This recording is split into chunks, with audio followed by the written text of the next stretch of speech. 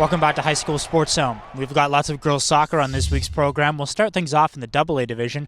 Cairine Wilson meets up with Franco-Cité. Now, Franco-Cité is off to an okay start to the regular season. They tied their first two games of the year, had a loss to a tough St. Pius team, and they'd be looking for their first win of the regular season.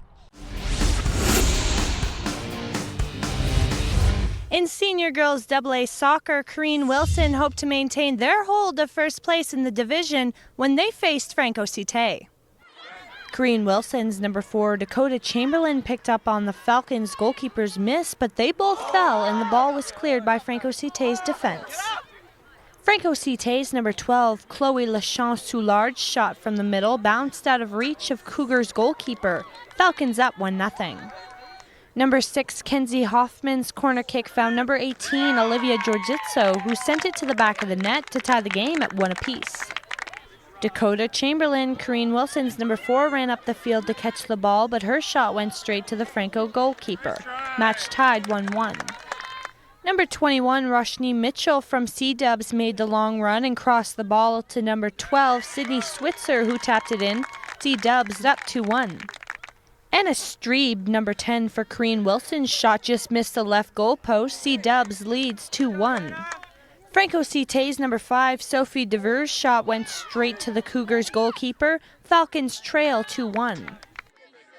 Number 8, Melina Zugamis for C-Dubs found the back of Franco-Cité's net. Cairine Wilson now leads 3-1. Minutes later, number 12, Sydney Switzer's shot just missed the left goal post. C-Dubs leads 3-1. Anna Maria Lachowicz, Falcons' number 12's attempt was too little too late. Cairine Wilson remains at the top of the senior girls AA soccer division after winning 3-1 over Franco-Cité. For High School Sports Zone, I'm Ashley McDonald. We've got more girls soccer for you now, this time in the AAA division. Our first matchup is Colonel By meeting up with Glebe. Now, this is the final game of the regular season for the Cougars, and they've only won once so far this year. They look for a late season win, but it would be very tough going up against an unbeaten Glebe team. Colonel By looked to improve their chances of making the playoffs when they met Glebe in senior girls AAA soccer. First opportunity in this game was off a corner kick from number 19, Anna Larkin, that was quickly dealt with by the Colonel By defense. Glebe's number 6, Nora Fripp, was able to find the back of the net and make it a 1-0 game. Number 7, Remy Wade, got the chance and took it as she hit the bottom right corner, making it 2-0 game for Glebe. Number 6, looking to get Colonel By their first goal of the game, puts up a shot from far that bounces over the goalie to make it a 2-1 game. Colonel By with momentum, a nice offensive push, but shut down by Glebe goaltender Meekin Milbank. Moving on to the second half, number 16, Keely Chapad with the deke end shot and goal to make it 3-1 for Glebe. An active number 14, Hannah Brown, with the kick from the right side, scored to make it a 4-1 game. Looking to build on their lead, a Glebe corner kick resulted in a header that just went over the net. And that was all for this one, with Glebe winning it at home 4-1 over Colonel By. For High School Sports Zone, I'm Keenan Kreller. We'll get to look at the game going on behind us right now. In Tier 2 boys lacrosse, it's Sacred Heart meeting up with St. Matthew. Now, Sacred Heart has a couple games in hand on some of the top teams, but they've done well so far this season. In their first 2 games, they're 2-0. They look to extend that unbeaten streak to 3 and catapult themselves into second place. Two teams looking for their third win of the season in Tier 2 boys lacrosse hit the field as St. Matthew met Sacred Heart. Both teams were very active to start this match, but it was St. Matthews who had the first scoring chance with a nice shimmy move from number 24, Olenik, whose shot was saved. Bodic found number 56, Titanus, who found the back of the net to make it a 1-0 game for Sacred Heart. St. Matthews quickly responded with a goal from number 7, Jung, who beat the goalie short side. Number 71 from Sacred Heart, McQuaid, almost made it a 2-1 game as his shot almost trickled in, close but no cigar. Sacred Heart again with the scoring chance. Number 24, Anakin Burns, this time leans into his shot and hits 2-1 Sacred Heart. St. Matthew's number 7, Jung, all alone again beats the goalie short side, 2-2. To close out the half was number 24, Olenik, undressing his defender before putting up a nice shot that was saved. Start of the second half, Sacred Heart's number 71, McCrae, with the wraparound goal, made it 3-2 for Sacred Heart. Number 19, Woods from Sacred Heart, finds a lane in the middle and finished it with the goal, 4-2 for Sacred.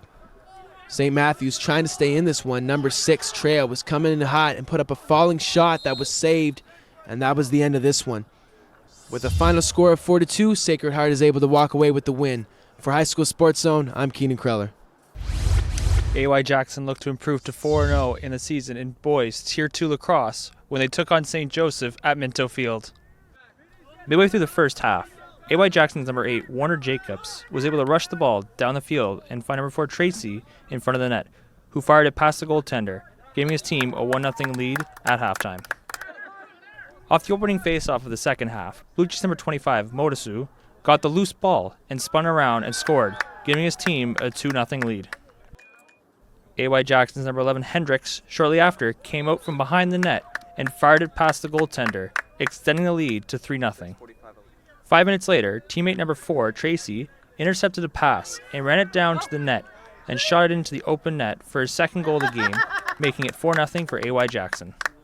Off the next faceoff, St. Joseph's number 10, Dunson, found teammate number 28, Smith, on the side of the net, who put it in the back of the net, cutting the lead down to 4-1.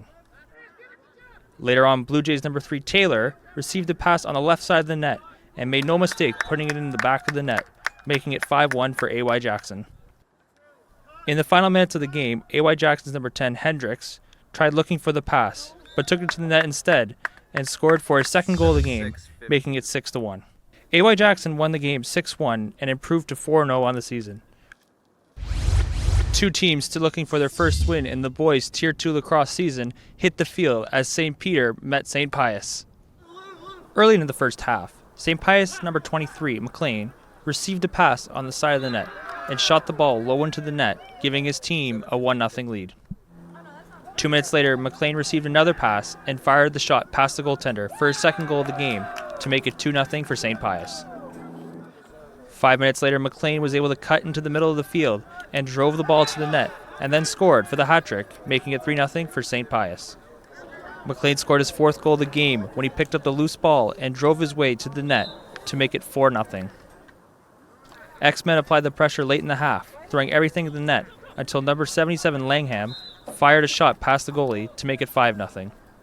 In the second half, X-Men number 16 Flavel found number 72 Hames out in front of the net, who found the back of the net, making it 7-0 for St. Pius. Teammate number 77 Langham scored the hat-trick goal when he received the pass in front of the net to make it 8-0. St. Pius' number 16 Flavel from behind the net found number 97 Diarosa out in front, who fired the ball past the goaltender to extend the lead to 9-0. Langham late in the game was able to move around the defenders and fire a shot into the net to make it 10-0 for St. Pius. St. Pius won the game 10-0 and got their first win of the season. For High School Sports Zone, I'm Kyle Waddell. We'll round out our girls soccer coverage after the break, but before we get to that, action from the Far East Division of Girls Touch Football.